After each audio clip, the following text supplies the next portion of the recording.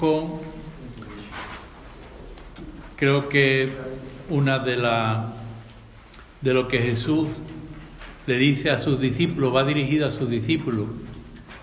El corazón de Jesús, fuente de mansedumbre y de humildad. Aprended de mí que soy manso y humilde de corazón.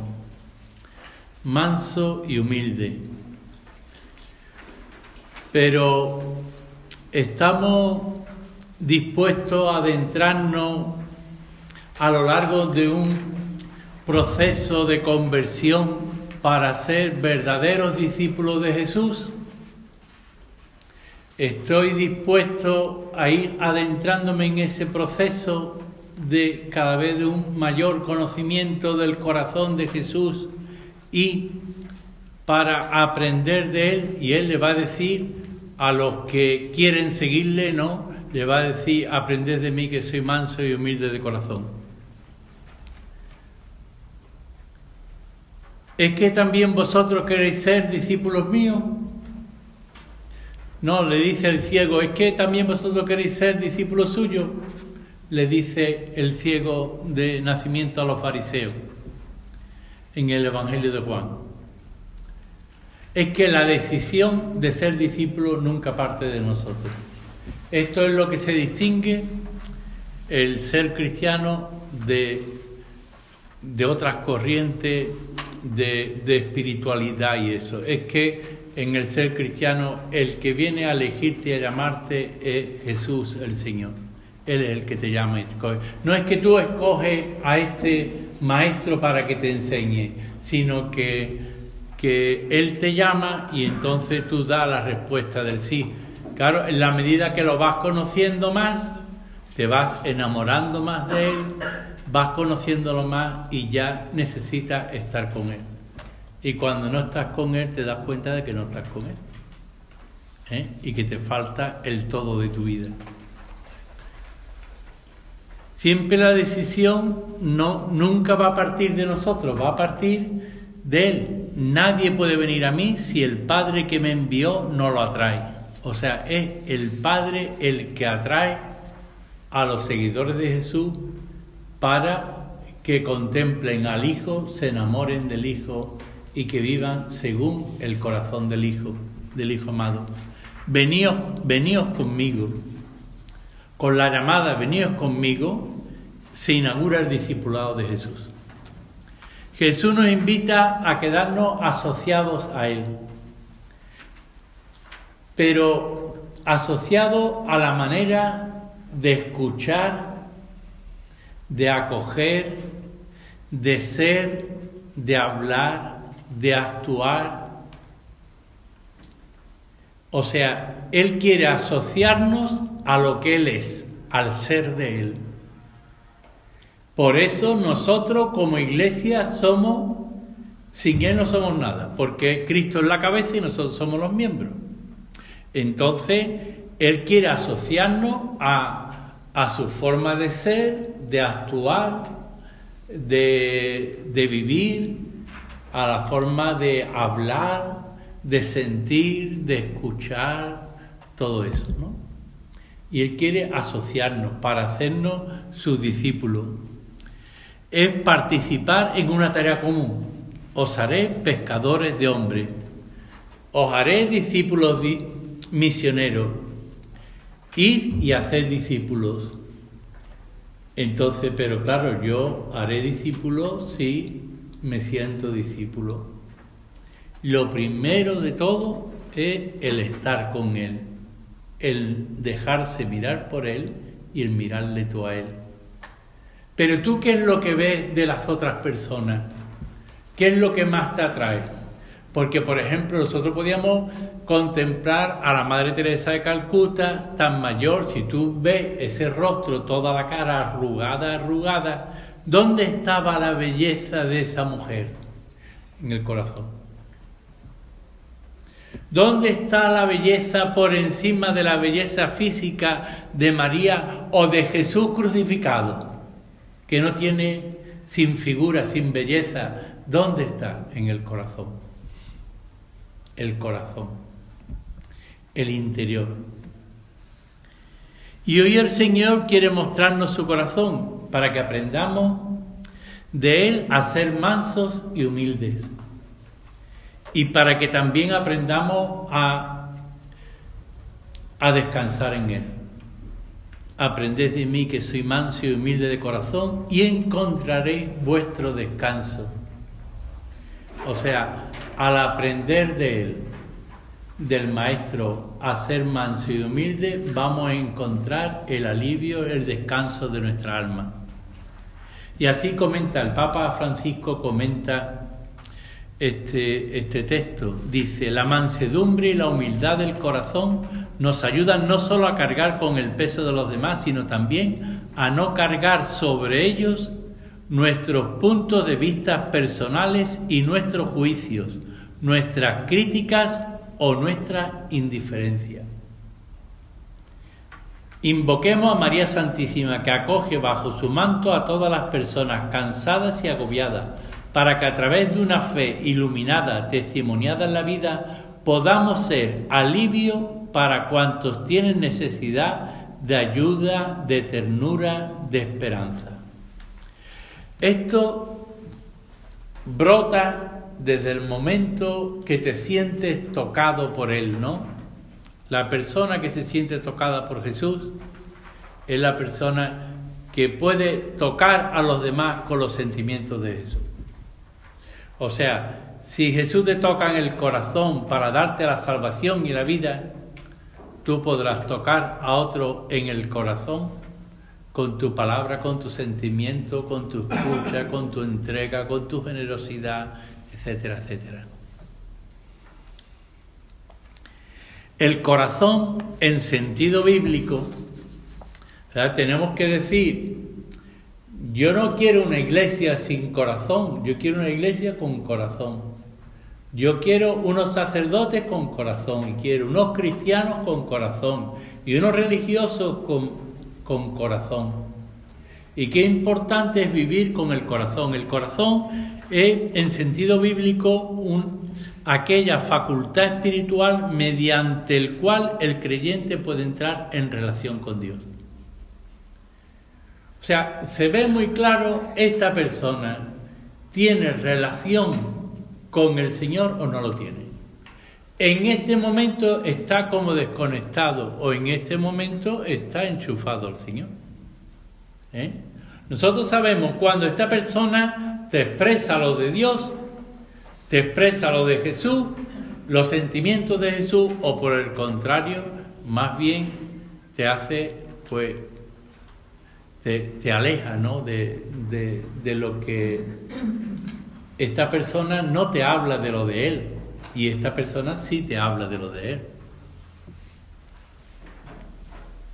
Este sentido espiritual en la Sagrada Escritura va a decir el profeta Isaías: ya que este pueblo se me acerca con la boca y me glorifica con los labios, mientras que su corazón está lejos de mí.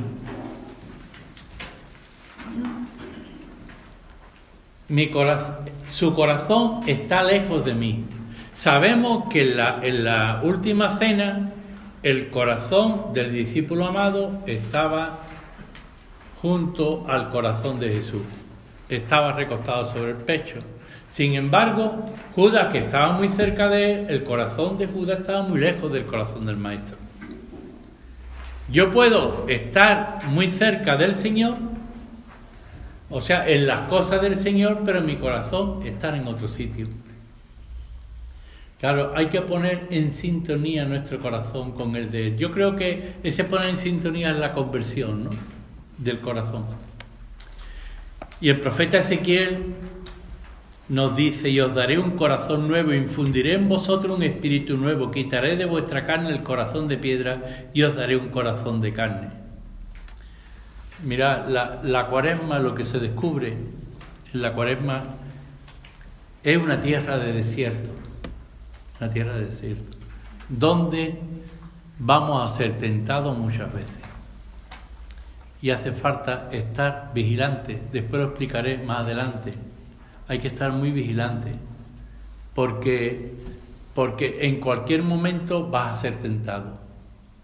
cuando menos te lo esperas vas a ser tentado. Y vas a actuar no según el corazón de Jesús, sino según toda tu miseria que está dentro de nosotros.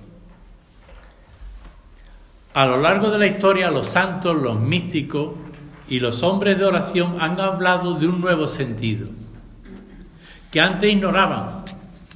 Se trataba de un sentido que les ha llevado a un despertar espiritual. Es como decir, mira, hay quien, ¿qué es lo que le mueve? La ley del cumplimiento. Pero hay quien ha despertado espiritualmente y ya todo lo ve con la mirada del Señor. Ya vive de otra forma. Ya, si no está con Él, no le falta la felicidad de su alma, ¿no? Lo más importante. Ese como un sexto sentido que te despierta a lo espiritual, al mundo de lo espiritual. Porque San Pablo va a hablar de que el cristiano, o sea, tiene que dejar el hombre viejo para ser el hombre nuevo y tiene que dejar el hombre carnal para ser el hombre espiritual. Es el hombre del espíritu, el hombre movido por el espíritu. Cuando se da el despertar espiritual, tú ya no te planteas si a ti se te apetece una cosa o no se te apetece. No, ya es el espíritu el que te mueve, el que te lleva. Es el espíritu. ¿Y cómo llaman a este nuevo sentido los místicos y los santos? Le llaman, pues, lo más recóndito o la cima del alma. Decía San Agustín, la cima del alma, como lo más profundo de tu ser, donde despierta la espiritualidad. O Tauler, de la mística renana, hablaba de la entraña del ser. O Santa Teresa decía el espíritu del alma, el centro del alma. San Juan de la Cruz va a decir el centro del alma. Santa Juana de Chantal, fina punta del alma. Aquel sentido espiritual que fue el que despertó al contacto con Dios y a la experiencia del encuentro con Dios. O sea, está claro que cuando una persona es una persona de experiencia de encuentro, de experiencia de contacto, de relación íntima, eso después se va a notar en la vida. Fijaros lo que el santo Job decía: yo te conocía de oídas, mas ahora te han visto mis ojos. Pero ¿cuándo dice el santo Job esto? Cuando ha pasado todo tipo de calamidades. Cuando ha sufrido la lepra, ha perdido todas sus posesiones, cuando se ha quedado solo, cuando los amigos, ¿tú no ves cómo Dios está abandonado? Entonces él dice: yo te conocía de oídas, pero ahora te han visto mis ojos.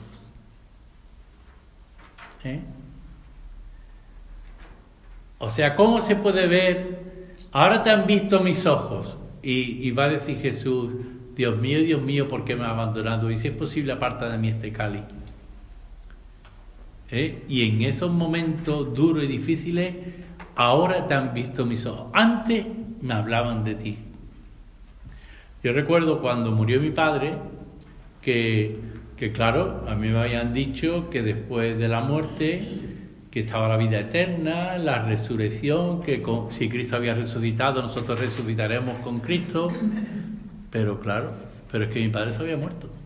Y entonces yo tenía que decir: esto es verdad, esto es lo que me han dicho, pero esto es verdad o no, esto me lo creo o no me lo creo. Y entonces cuando tienes que dar el salto a la fe, el fiarte de Dios y el fiarte de la palabra de Dios y de lo que Jesús te dice.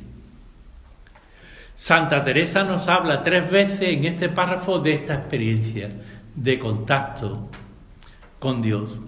Su majestad nos ha de meter y entra Él en el centro de nuestra alma.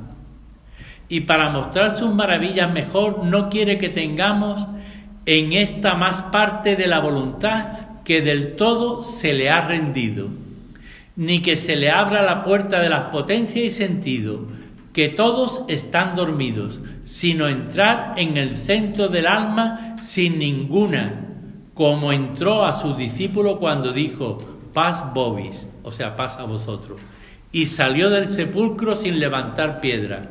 Adelante veréis cómo su majestad quiere que le goce el alma en su mismo centro, aún más que aquí mucho en su postrera morada. Si aquí habéis visto y habéis encontrado con el Señor en lo profundo, como ella dice, en el centro del alma, pues todavía más maravilloso es la otra morada. Ella estaba hablando en la quinta morada, pues todavía estaba la sexta y la séptima morada. O sea, quiere decir que la experiencia que tengamos de encuentro con el Señor, por muy grande que tengamos esa experiencia, siempre es muy pobre para lo que Él es. Aprended de mí, que soy manso y humilde de corazón. Aprended de mí. Es la llamada de Jesús para que conozcamos su corazón y nos haga participar de sus mismos sentimientos, como nos dice San Pablo en Filipenses 2:5. Tened entre vosotros los mismos sentimientos de Cristo. Los mismos sentimientos. La humildad y la mansedumbre. Vamos a hablar primero de la mansedumbre del corazón. En la pasión Jesús callaba. Isaías 53:7. Maltratado, voluntariamente se humillaba y no abría la boca. Como cordero llevado al matadero, como oveja ante el esquilador, enmudecía y no abría la boca. Fijaros, esto llama mucho la atención. La capacidad de aguante de Jesús. Aguantar con paciencia los defectos del prójimo es una obra de misericordia. La paciencia, la mansedumbre es capacidad de aguante en la tribulación, en el conflicto, en no perder la paciencia. Jesús es el manso, bienaventurado, que desea que nosotros también tengamos un corazón manso. Por eso va a decir, bienaventurados los mansos, porque ellos heredarán la tierra. Se lo dice a la muchedumbre, pero el que quiera ser discípulo de Jesús, este es el camino de la felicidad. Lo va a decir el Papa Francisco, las bienaventuranzas como camino de felicidad. Luego, felices los mansos. Aquí hay un reto para nosotros. La pasión del Señor es también la manifestación más elocuente de la máxima aceptación, mansedumbre jamás llevada a cabo ante un destino doloroso y trágico. Si se contempla la pasión, ese Jesús callado, humilde, que no abría la boca, como cordero llevado al matadero, y siendo Dios, esto no se entiende. Y va a llegar hasta la angustia en Getsemaní, y su destino, su misión, Jesús suda sangre, siente miedo y sin embargo tira para adelante. Padre, si es posible, aparta de mí este cáliz, pero a su vez con gran fortaleza, serenidad y confianza, en definitiva, con mansedumbre.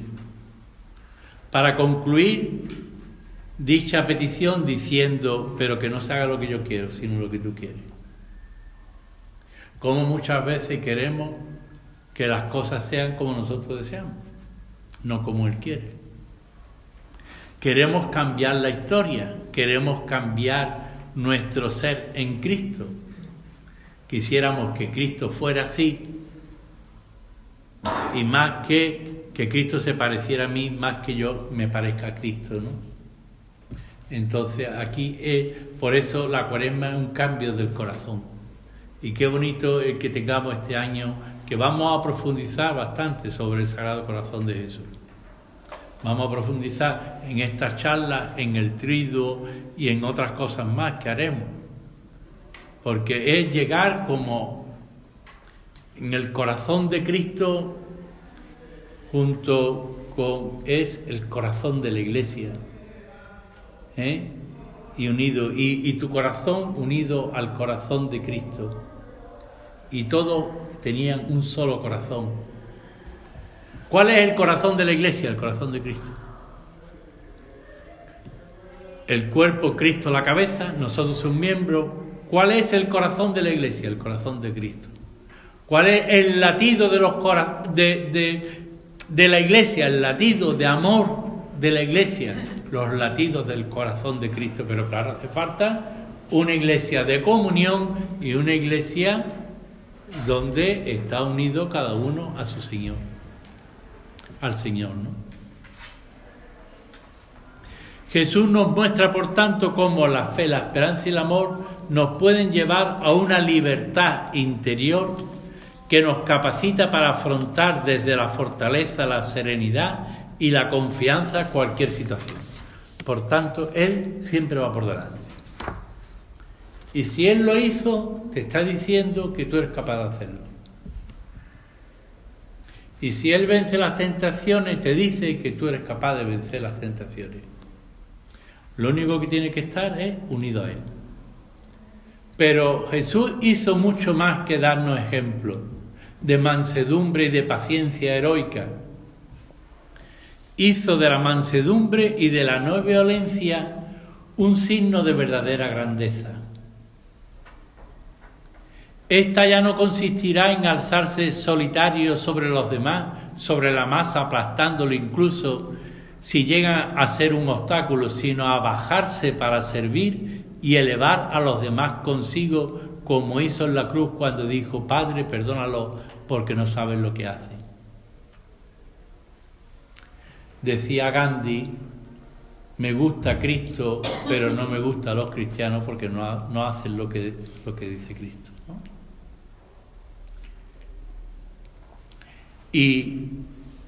¿Y qué hacía Cristo? A bajarse para servir y elevar a los demás consigo. ¿Cómo lo hace Él eso? Para elevar a los demás consigo, a través del perdón.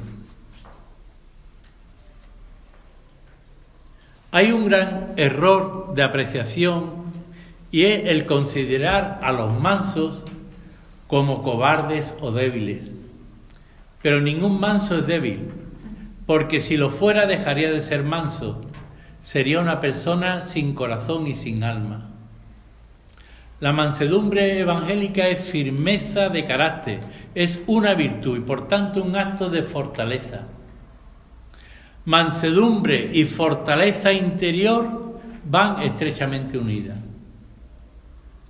El manso confía en Dios y en su amor eterno, y así en su corazón anida siempre la fe de que todo cuanto le sucede contribuye a su bien y a lo que Dios quiere de él, aunque en este momento no lo entienda plenamente. Muchísimas veces me lo he dicho a mí y lo digo a los demás: Dios es el que sabe.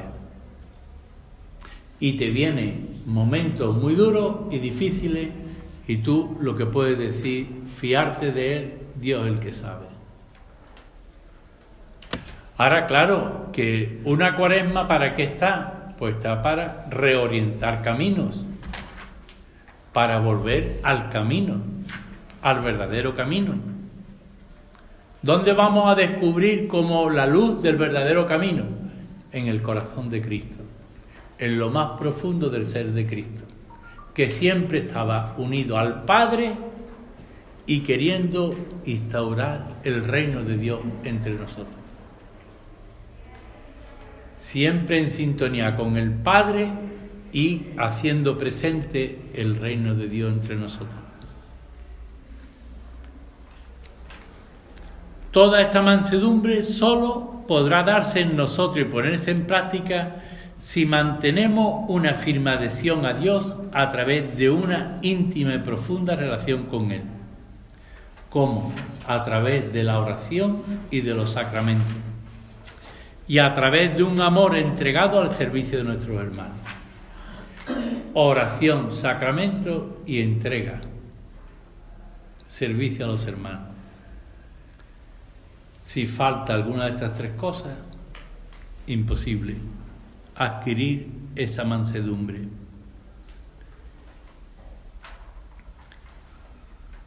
El santo por excelencia de la mansedumbre se ha dicho que es San Francisco de Sales, que decía, San Francisco de Sales decía: sed lo más dulces que podáis y recordar que se atrapan más moscas con una gota de miel que con un barril de vinagre. Esto es sabiduría. Y es verdad, hay veces que perdemos la paciencia y hay veces que saltamos y hay veces que somos violentos. Además, cuando menos te lo esperas. Pero enseguida hay que reorientar el camino. Enseguida. El tentador está ahí, tentándote y está diciendo: tú ves como tú, que no. ¿Para qué te vas a preocupar? ¿No? ¿Para qué vas a...? Y no. Mientras que la fe, en toda tentación, la fe se va poniendo a prueba. El amor, la fe y la esperanza se ponen a prueba. El demonio tienta, pero Dios pone a prueba tu fe.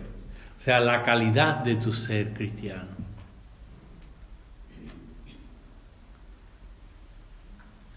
Sed lo más dulce que podáis y recordad que se atrapan más moscas con una gota de miel que con un barril de vinagre. La dulzura en el trato.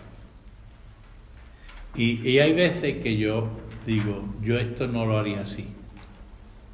Y otras veces eres tú el que lo está haciendo mal. Pero se consigue más con la dulzura que, como dice el Papa, decía que con la cara de vinagre, ¿no? El pepinillo en vinagre, ¿no? Agrio, ¿no? La cara agria de la persona. Hemos visto la mansedumbre, ahora vamos a pasar a la humildad. No se entera, igual. Que no se entera, por nosotros ni aquí en ninguna parte. Mira, ahí están los altavoces, que si te pones cerca de un altavoz. No, es que no es que esté con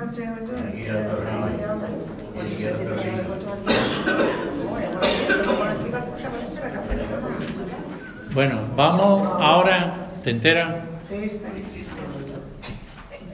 Hemos visto la humildad,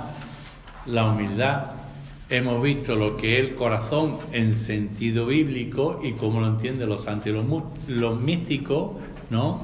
Y hemos visto la mansedumbre y ahora vamos a ver la humildad del corazón. En Filipenses 2, 5 a 8, tenéis entre vosotros los sentimientos propios de Cristo Jesús, el cual, siendo de condición divina, no hizo alarde de su categoría de Dios, al contrario, se despojó de su rango y tomó la condición de esclavo, pasando por uno de tantos. Se humilló a sí mismo, hecho obediente hasta la muerte y una muerte de cruz. Es decir, la humildad no es que tú agaches la cabeza, la humildad no es que... La humildad es otra cosa que ahora lo vamos a ir viendo. Pero lo que sí es que en la cumbre de la humildad está la humillación.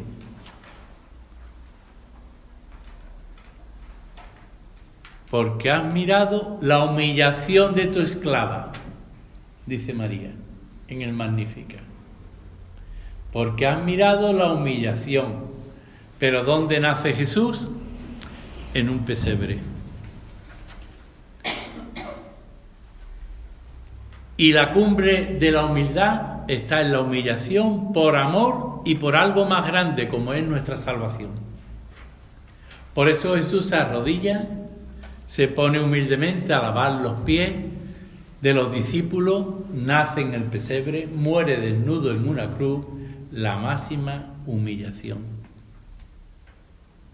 Es como querían humillar la dignidad humana los romanos con la crucifixión, crucificándolos desnudos, para mayor vergüenza. O sea, como diciendo, no eres nada. Además eres un maldito. Maldito el que se ha colgado del madero. como un maldito, y además era inocente. Por eso llama bienaventurados a los pobres, a los humildes y sencillos, bienaventurados los pobres de espíritu, porque de ellos es el reino de los cielos. Si entras en el corazón de Cristo, dirás, qué diferente es la buena noticia de Jesús. El camino de felicidad que Él nos muestra. Su mensaje es que los humildes que acogen, practican y obedecen a la palabra de Dios, que reconocen y confiesan sus pecados y su miseria, que no confían en sus propios medios y logros, sino que reconocen el poder y la misericordia infinita de Dios, son los bienaventurados. Por eso hay tanta gente que no se confiesa.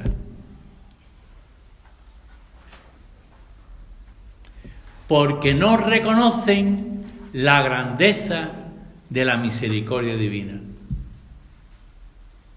Porque están más centrados en su pecado, en su miseria, que en la misericordia divina. Por tanto, ahí no hay humildad, hay soberbia. Estas son cosas que cuando se experimentan es cuando se descubren. Y se aprende, mirad, os voy a decir una cosa.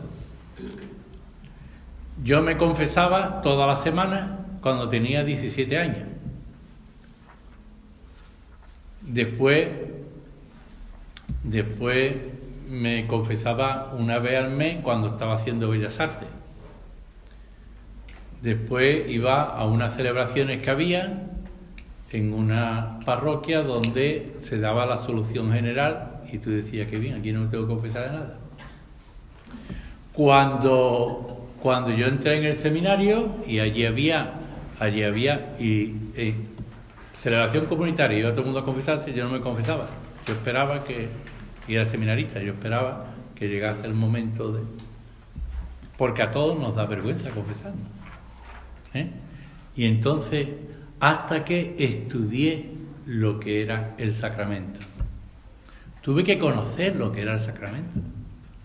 ¿Y para qué? Entonces, cuando yo descubrí eso, descubrí el tesoro que yo me había perdido durante tantos años. En ese contacto personal de tú a tú, ¿no?, con el sacerdote, que representa a Cristo y representa a la Iglesia. Pero si no se reconoce el poder y la misericordia infinita de Dios, entonces no somos bienaventurados, somos malaventurados, unos desgraciados y unos pobrecitos, aunque nos creamos superior a los demás y mejores que los demás. Eso es todo la hipocresía religiosa y la falsedad religiosa. Ellos son llamados a poseer el reino ahora y en un futuro y en su plenitud, que no es cuestión personal de uno, que es cuestión también comunitaria, como comunidad.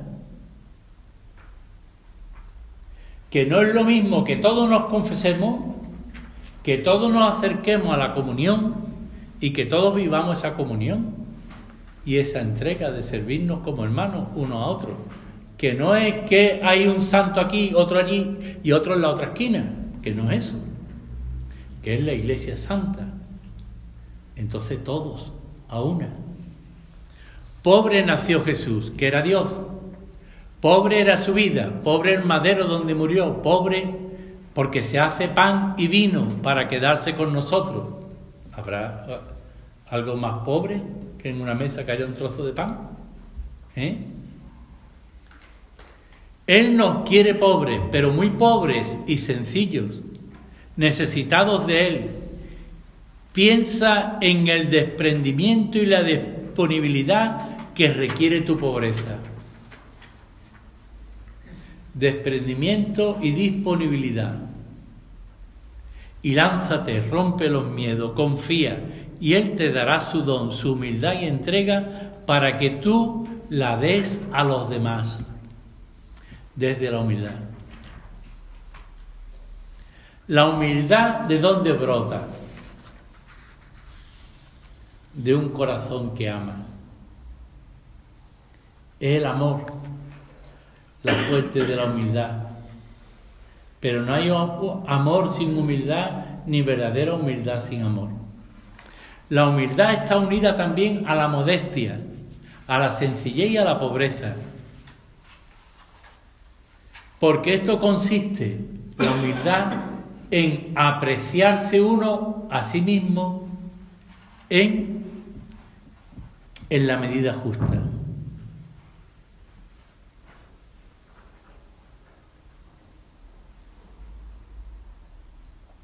Santa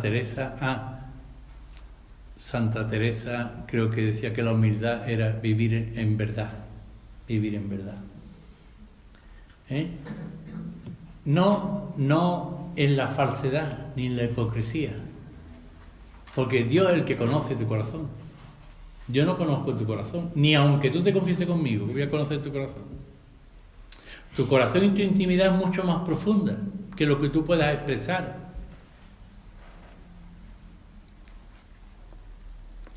El novelista francés Honoré de Balzac dice que sencillo es todo lo verdaderamente grande.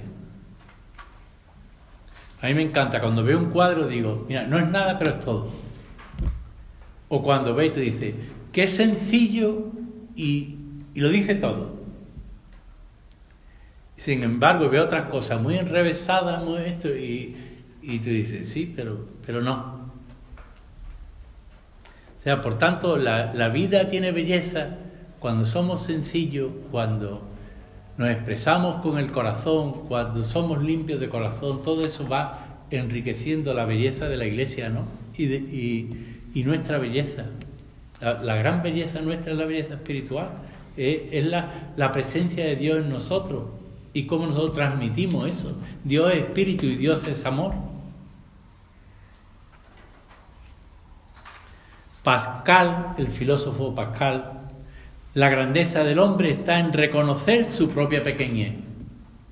Esto lo reconoce, o sea, esto me lo habría escuchado muchas veces, porque Francisco de Asís y San Juan de la Cruz, nada y Dios es el todo, la nada ante el todo. Y Santa Teresa, miseria, misericordia, Dios misericordia, yo miseria. En realidad, ¿qué es el sacramento del perdón? Sino un baño de mi miseria en la misericordia infinita de Dios, en ese océano de misericordia. Porque la misericordia, porque es eterna su misericordia, dice el Salmo, porque es eterna su misericordia, porque es eterna, porque nunca se acaba. Sin humildad la persona no puede realizarse. Su ser y su tarea, su vocación constituye el ser y la tarea de la humildad. La humildad es el camino para descubrir nuestro universo interior. Decían los clásicos grecolatinos que la persona es un microcosmos, un pequeño universo que contiene en sí al universo entero de alguna manera, a través de la inteligencia y de la voluntad. Pero, ¿qué ocurre con la tierra de la humildad? Que muchas veces se ve como un campo de mina que puede estallar en un momento, de un momento a otro. O sea, tú dices, pues mira, yo suelo ser sencillo, suelo ser pobre, soy generoso, yo más o menos soy bienaventurado, soy feliz en Dios, la pobreza espiritual, ¿no? Pero cuando te lo crees, de pronto, como si fuera un campo de mina, brota la soberbia, el orgullo, la egolatría, la vanidad, la presunción, la arrogancia, la vanagloria, la petulancia, la prepotencia, el elitismo, la sofisticación, el narcisismo, la autosuficiencia, la segregación, el despotismo o la creencia en la propia y absoluta superioridad ante los demás. De pronto estalla ese campo de humildad se convierte en un campo de mina y estalla. Y estallas tú como estallo yo, como el más santo. Estalla. Jesús estalló en el templo, con los mercaderes y con lo que allí el negocio que había, ante esa injusticia.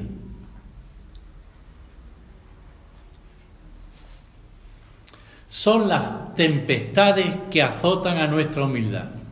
Todas estas realidades son contrarias al camino del humilde. El humilde es el camino que Dios ha elegido y quiere, y en el cual introduce a los pobres, a los pequeños, a los que privilegia frente a los ricos y poderosos. Dispersa a los soberbios de corazón, a los hambrientos los colma de bienes y a los ricos los despide vacíos. Santo Tomás dice, da una dimensión religiosa trascendental de la humildad. Sin cierta dosis de humildad no podemos acercarnos con reverencia a ese insondable misterio del silencio de Dios, dice él. O sea, cuando la gente dice, Dios no me escucha, Dios me ha abandonado, es que no conoce a Dios, no lo conoce. No lo conoce. No conoce. O sea, es que es de humilde acoger también en tu vida de oración y en tu vida espiritual el silencio de Dios. Ha habido verdaderos santos donde tuvieron una experiencia fuerte de Dios, como San Pablo de la Cruz tuvo 2 o 3 años, con 24 a 27 años, después una sequedad que le duró hasta los 65 por ahí, que vivió en una aridez y en un silencio de Dios. ¿Y por qué seguía él? Porque había experimentado esto. Y después ya, a los 60 y tantos, pues tiene otra vez otras experiencias, después el Señor otra vez parece que se esconde, y después otra vez tiene otra poca experiencia, y después ya nada, hasta que se muere. Y ahora, ¿qué ocurre con el silencio de Dios? Es que cada uno, Dios el que conoce, te conoce a ti. Entonces, cuando Dios calla, es porque te está hablando. Pero claro, tú no lo escuchas porque tú eres más importante que él. ¿Entendéis? Por eso dice, Dios no me escucha.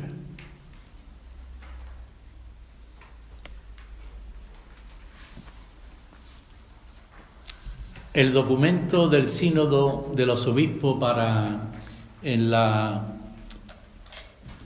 13ª Asamblea General sobre la nueva evangelización para transmitir la fe cristiana dice: en un tiempo durante el cual tantas personas viven la propia vida como una verdadera experiencia del desierto de la oscuridad de Dios, dice, del desierto de la oscuridad de Dios, del vacío de las almas que ya no tienen conciencia de la dignidad y del rumbo de los hombres. Fijaros, esto se decía en el 2005. Y fijaros la realidad de desierto y de oscuridad de Dios en la sociedad en la que vivimos.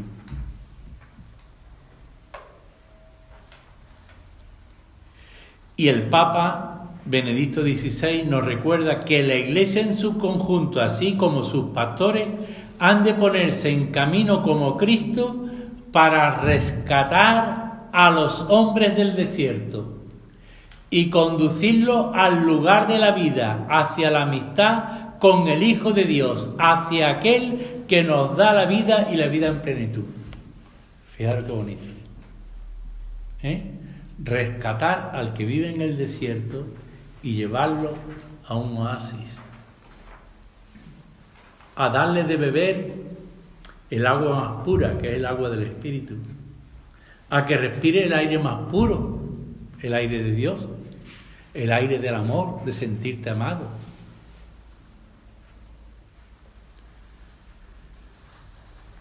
La humildad está hecha de amor. La humildad es amarse a sí mismo con todas nuestras limitaciones e incoherencias y amar cuanto existe desde la verdad con mayúsculas y saber que Dios me ama en mi debilidad. Eso es humildad. Porque mira, lo que tú vales, los dones que tú tienes, Dios te lo ha dado. A lo mejor tú lo has cultivado algo. Pero que Dios te ama en tu miseria y que quiere transformarla, eso solamente lo reconocen los humildes. Primero, mi miseria. Y después que Dios me perdona mi miseria. Eso solamente un humilde es el que lo hace. Pero la tierra del reino de Dios, una tierra de humildad, que nació humilde en un pesebre, y que murió en una cruz. No escojamos otras tierras, porque no las hay en el reino. Y descálzate, porque la tierra que pisas es tierra sagrada. Y la iglesia y la comunidad que tú tienes es sagrado. Y los sacramentos es sagrado. Y los hermanos son sagrados. Porque somos templo de Dios, templo del Espíritu Santo. Y el pobre es sagrado y el enfermo es sagrado. Dice el hermano Rafael, ya santo, monje trapense, dice: un pestañear de ojos hecho por amor vale más que un imperio conquistado. El amor siempre es primero en cuanto lo funda todo, y es desde su seno desde donde puede brotar cualquier valor y también la humildad. El humilde, al saberse amado, descubre el don que se le hace así, el regalo que viene de Dios y de los demás. La fuente de la humildad se esconde en el amor sincero hacia los otros.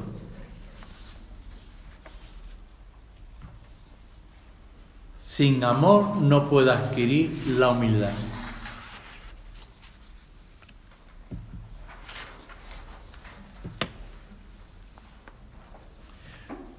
El amor humano no es sino la respuesta que se da a un amor infinito que nos desborda, que tiene como fuente ese mismo amor infinito que es Dios. Y no hay un amor como ese. No podemos llegar a alcanzar el amor de Cristo. Pero nada nos separará del amor de Cristo. Sin embargo, no lo puedo alcanzar. O sea, yo no puedo alcanzar ese nivel de amor. Yo puedo unirme a Cristo y llegar hasta donde llegue en el amor, ¿no? Edith Stein, monja santa de origen polaco, que se convirtió del judaísmo y murió en el campo de concentración de Auschwitz, nos dice en uno de sus escritos: el criterio último del valor de un hombre no es qué aporta a una comunidad, a la familia, al pueblo, a la humanidad, sino si responde o no a la llamada de Dios. El criterio último del valor de un hombre es si responde o no a la llamada de Dios. Y es que hacer la voluntad de Dios exige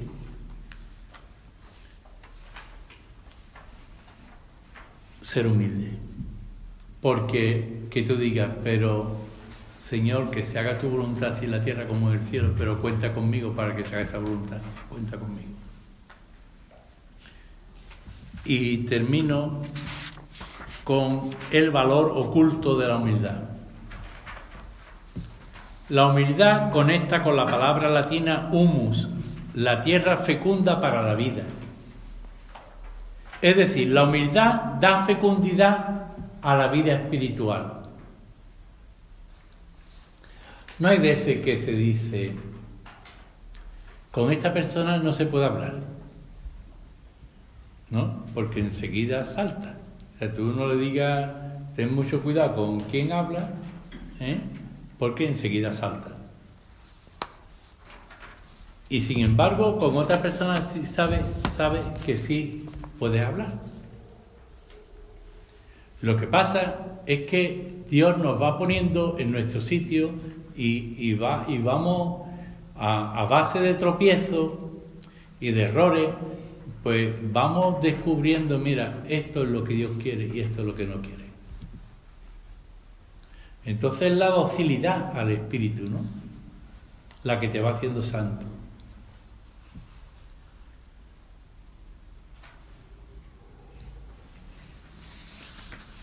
Dietrich von Hildebrand, filósofo y teólogo alemán,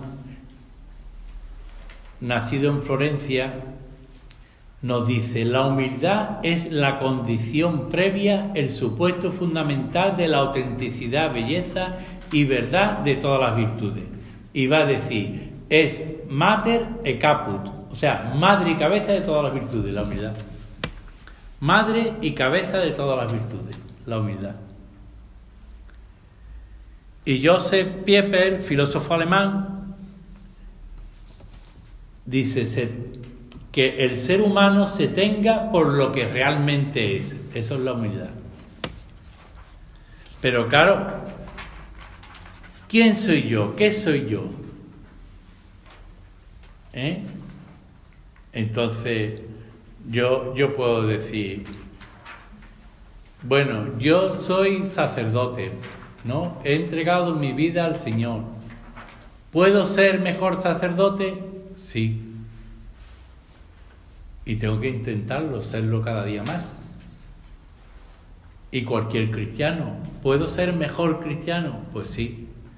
Entonces es un dinamismo de tensión y de decir, esto no y esto sí, esto no y esto sí. Y así vamos caminando. ¿Qué es lo que verdaderamente de tu vida habla del Señor? ¿Y qué es lo que no habla del Señor? Porque en realidad tenemos que ser otro Cristo. Nuestra vida es ser Cristo. ¿Qué es lo que habla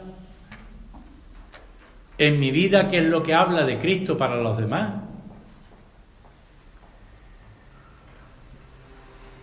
Y claro, esto tiene que ir un conocimiento, un amor y algo que tiene que ver con el corazón también, ¿no?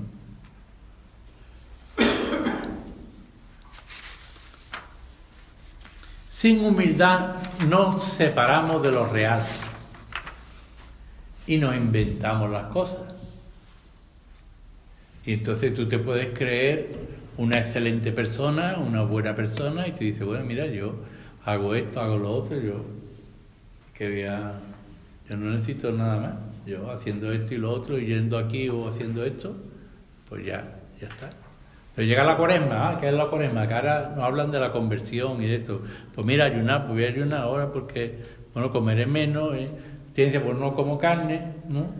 Pero eso es lo que Dios quiere. Es que Dios nos quiere santos. Y la santidad cuesta sacrificio. Es un amor sacrificado. Y el sacrificio no lo queremos. Como tampoco queremos la cruz. No queremos la cruz. No queremos abrazar nuestra cruz. Y muchas veces no queremos ayudar al que lleva una cruz más pesada que la nuestra. El sufrimiento y la debilidad humanos nos ofrecen un camino hacia la humildad. Aquellos que por amor llegan a humillarse como lo hizo Jesús serán ensalzados. El que se ensalce será humillado y el que se humille será ensalzado. Es la promesa de Jesús. Es lo que hace el apóstol Pablo por amor a la comunidad de Corinto. Dice, ¿acaso tendré yo culpa porque me abajé a mí mismo para ensalzaros a vosotros anunciando gratuitamente el Evangelio de Dios? O sea, San Pablo se abaja. Entonces, la forma de estar es lavándonos los pies los unos a los otros y arrodillándonos el uno ante el otro. Y nos dice Jesús, aprende de mí que soy manso y humilde de corazón. Bueno, porque este es un sueño de Jesús para nosotros. Tenemos que pedir en esta noche que se haga una verdadera realidad, que nos haga mansos, no violentos, y que nos haga humildes y no soberbios. Y que el Señor nos conceda esto y que la Virgen nos ayude mucho. Y que seamos una comunidad pues mansa y humilde con el corazón de Cristo, enamorados del Señor.